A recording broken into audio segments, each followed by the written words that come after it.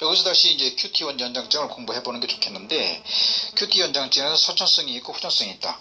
우선 그 완만한 후천성을 볼 것 같으면 이것은 치료가 가능한 것인데, 그 후천성인 것은 그 하트레이트가 떨어진 것으로 봐가지고 베타 아고니스트를 써야 된다. 그래서 뭐 세레블러 인팍션이 있다든가, 혹은 또 하트레이트가 적어져가지고 그 브레디카디아라든가, 포타슘이 적다든가, 클래스1의 부작용이 있다든가, 이런 경우라든가, 혹은 이제 그 WPW에 의해 가지고 슈도 벤트리가 카디아가 있을 때, 달리가 팍 쓰러졌을 때도 이거 하트레이트가 떨어진 거니까, 이것이 선천성이지만은 그 후천성 QT 연장증처럼 베타 아고니스트를 쓰는 것이고, 그 베타 안타고니스트를 써가지고 무리만 그 빨빨 떨고 있는 것을 갖다가 이거 긴장 완화시켜주는 것, 진정시켜주고 완화시켜주고 또 좀 휴식하게 해주는 것이 있는데, 베타 안타고니스트를 써가지고 뭐 프로포널 써가는 것이 로만와드 신드롬의 수업 중 꾹꾹꾹 존을 줬다가 쓰러지는 경우에 해당되는 것이다.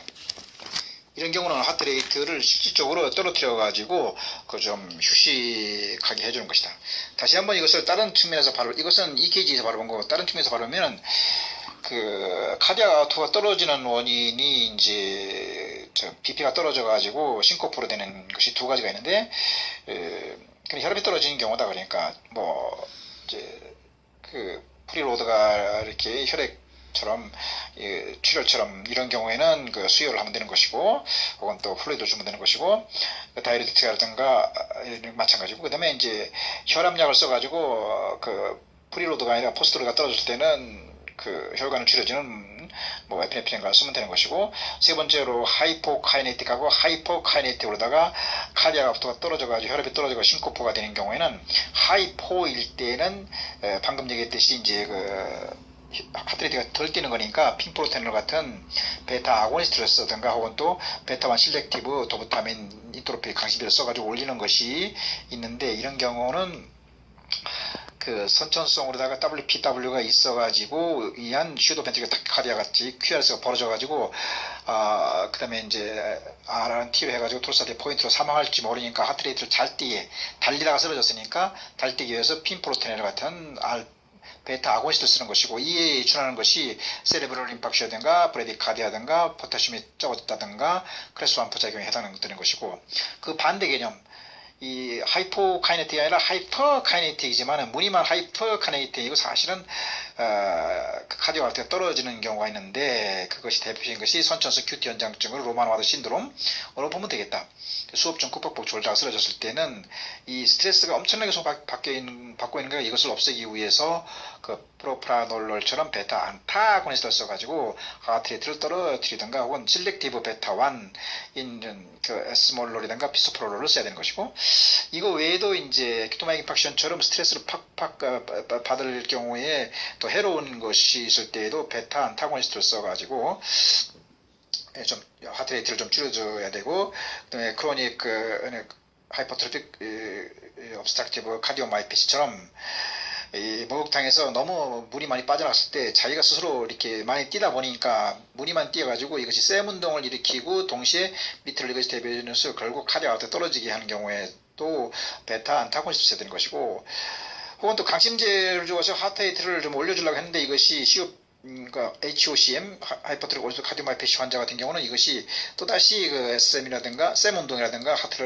미트럴 리버스테이션을 일으켜가지고 그 하트레이트는 많아지는데 카디악 아우트 사실 떨어지는 경우에도 하트레이트를 떨어뜨리는 프로파놀롤 같은 그 베타 안타고니스트를 써야 되는 것이고, 나이 많은 사람 마지막으로 뭐 하트레이트를 줄여가지고 그래도 BP를 감소할 때 쓰는 방법도 있다고 했다. 그래서 이제 벤트리클 타키카디아처럼 어느 정도 QRS 파하고, 그 다음에 이제 그 QRS 파하고 T 파와의 구별이 가능할 경우에는 되게 의식이 좀 살아있으니까, 이런 경우에는 되게 이제 그 리도케인이라든가 클래스1 같은 약을 써가지고 한번 그 너브의 그 신경 전도를 갖다가 억제해보고, 싱코프가 됐을 때는 이제 그 250 300주를 쇼크로 해야 된다. 그 다음에 이제 벤트리클러 파이브레이션과 벤트리클러 플루터 같은 경우는 이 QRS하고 T파 구분이 안 가는 거니까 되게 싱코프가 된 상태니까 즉시 이 CD를 갖다가 그 카디악 그 디파이브레이터를 갖다가 CD를 갖다가 200 내지 300주로 해야 되는 것이고, 깨어나면 예방적으로 이렇게는 쓴다고 했다. 또 아까 말했듯이 도련사 브라가드 신드롬처럼 갑자기 벤트리클 파이브가 생겨가지고 이렇게 이식형 ICD, 즉 그 인터 플란테이션 카디오 바르타 디파이브레이터, 이식형 ICD 제세 동기가 필요한 경우가 있는데, 이런 사람들은 평소에 그 ECG상의 그 incomplete 라이트 번드 브릿지를 보이고 V1-3에서 ST가 엘리베이션 된 것이 보인다는 것을 주의해야 된다. 지금까지는 하트레이트가 많아지는 걸 봤는데, 이제 브레디어리세미아라는 것도 있다. 천천히 뛰는 것인데, 이것은 그 두 가지 원리다. 그 SA 노드가 제대로 안 뛰는 경우가 있고, 혹은 또 많이 뛰는 경우가 있고, 이때는 안 뛰는 경우를 공부하자는 얘기다.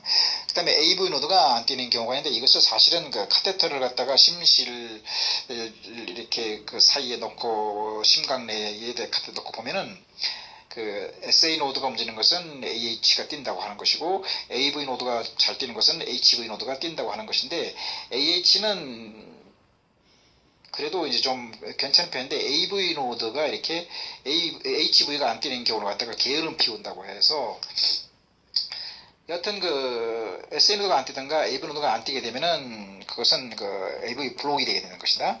그래서 이제 우선 그 SA 노드의 자극이 천천히 오한다. 원래 이제 뭐 300, 150, 100, 그 다음에 75, 60, 50까지는 된다. 그 다음에 40은 없고 35로 떨어지는데, 하트레이트가 50 이하로 떨어지게 되는 것 갖다가 브레디카디아라고 한다. 이것은 뭐냐면 SA 노드에서 이제 그 신의 손길이 없는 것이다. SA 노드에 없어지니까, 그러니까 즉 AHV에서 AH가 없다는 얘기가 된다. 그러니까 천천히 브레디카디아가 되는 경우는 너무 이제 50 이하로 떨어지면 이제 그 자동 심장박동을 삽입해야 되는 것이고, 이 시장에 보면은 그 이 사람은 그 하트레이트가 상당히 그 RR 사이가 50 이하로 떨어진 걸 볼 수가 있는 것이고, 그 다음에 그 사이노 아트리얼 블록이라는 것이 있다. 이 SA 노드의 자극이 오는 건 좋은데 갑자기 아예 그냥 없는 경우, 그러니까 그 PQRST, PQRST가 가다가 PQRST가 아예 없는 것, 다시 말해서 P가 없는 것이다. 그러니까 SA 노드가 아예 서버린 거, 그런 경우가 가끔 있다. 그것을 갖다가 사이노 아트리얼 블록이라고 해가지고 AHV로 보면 AH가 아예 시작이 안 되는 것이다. 신의 손길이 가끔 없는 것이고, 타키브레디 신드롬이라는 것은 어떤 때는 이게 많이 뛰다가 어떤 때는 적게 뛰다가, 물론 이것이 이제 적게 뛸 때는 그 7초 동안 또 7초 이내로다가 또 돌아오는 경우, 이런 걸 갖다가 타키브레디 신드롬이라고 하는 것이고, 7초를 넘어가지고 8초 이상 어떤 그 P파가 안 뛸 때, P파가 안 뛰면 당연히 QRS도 안 뛰는 것이다. 그런 경우를 갖다가 고도 AV 블록이라고 한다. 고도 AV 블록이라면 다시 말하면 어떤 그 8초 동안 상당히 긴 동안에 AHV에서 AH가 아예 시작이 안 되는 것이다. 당연히 HV도 없게 되는 것이고, 지금까지는 그 SA 노드를 중심으로 했는데, 이번에는 AV 노드를 본다. 다시 말해서 AHV에서 AH가 아니라 HV가 되는 경우가 이제 게으름을 피운다고 하는 게, 이런 경우는 많이 있는데, 이런 경우에도 이제 그 AV 블록이라는 단어를 쓴다.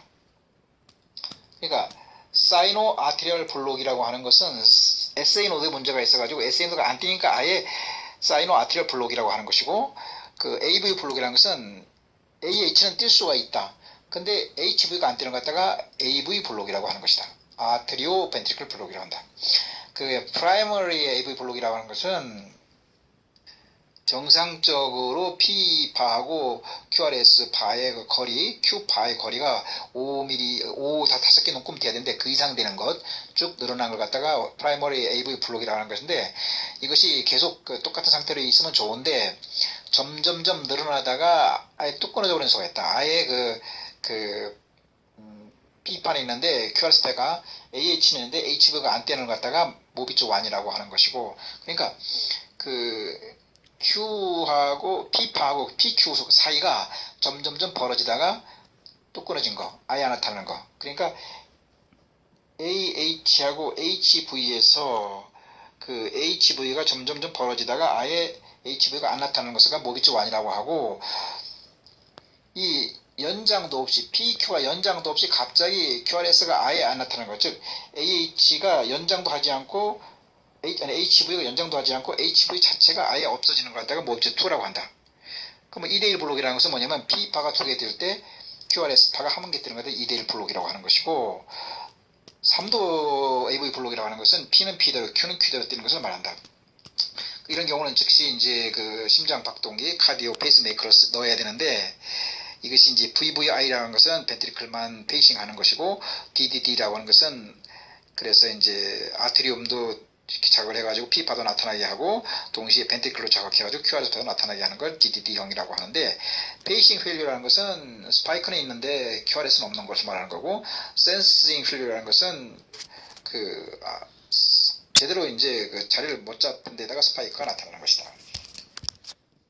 어리스미아 약을 분류하는 것이 이제 바우간 윌리엄이라고 해가지고 여기서 가장 중요한 것이 이제 그 선천 속으로 울프 파킨슨 파이트 신드롬처럼 그 부전도로가 켄트 속으로 있을 때에 AV 노드를 거치지 않고 일로 가기 때문에 이걸 막는 것으로서는 클래스 1A 약을 상당히 많이 씁니다.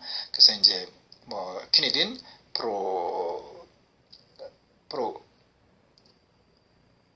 프로카나인아마이드, 키니딘, 프로카인아마이드 혹은 또 디소프롤럴.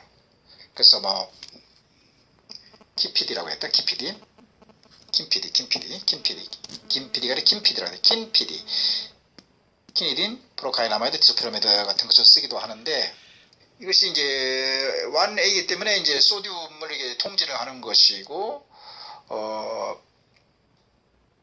그리고 이거 디폴라이제이션을 못하게 하는 거니까 리폴라이제이션 못하게 하는 3약도 도움이 된다. 그리고 이제 벤트리클이 문제가 있을 때는 리도케인 를 써가지고 디폴라이제이션을 그렇게 억제하는 소듐 억제하는 것을 쓰기도 하고 SNO도 문제가 있을 때는 아예